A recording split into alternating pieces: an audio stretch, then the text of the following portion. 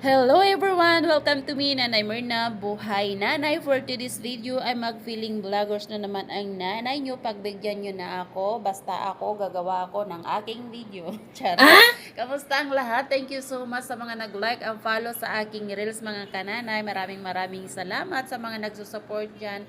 Maraming salamat. So ito na nga, isi-share ko sa inyo mga kananay ang aming multiple gala everyday dito sa Manila dahil nandito nga tayo sa Manila. Dahil mayroon nga tayo dito nilalakad mga kananay at syempre habang nag-aantay tayo sa bayanan natin ng gala-gala dito para masulit naman ang ating pamasahe sa eroplano. So ito na nga mga kananay, for today's video ay pupunta sana kami ng Ocean Park dahil maganda daw doon para mag-enjoy si Bebe. Pero pagpunta namin doon ay naabutan na kami ng pagka-close dahil open lang sila 10 to or 9 to 6 ng hapon. So nag-decide kami pumunta ng Lunita dahil walking distance lang po ito dahil ang Lunita ay napakaganda din ngayon. So Lunita is known din sa pangalan na Rizal Park. Liwasang Rizal also known as Lunita Park. Of a simple, Lunita is a historic urban park located in Ermita, Manila. So magi-enjoy kayo dito mga kananay pag nagpunta kayo.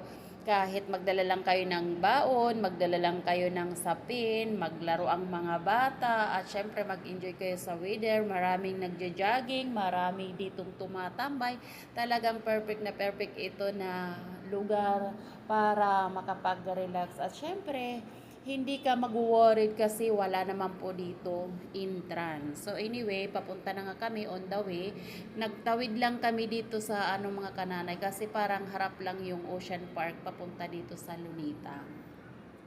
So ito na nga, naglalakad nga kami mga kananay. Ito kasama ko yung anak ko at syempre makikita mo marami rin naglalakad at napakaganda ng tanawin. Makikita mo maraming mga puno at maraming mga bulaklak. O di ba hindi ka ba magi-enjoy yan? At syempre si Baba talagang enjoy din siya dahil pagdating sa lakaran talagang hindi yan susuko. Ako ay sumusuko pero siya hindi yan susuko mga kananay.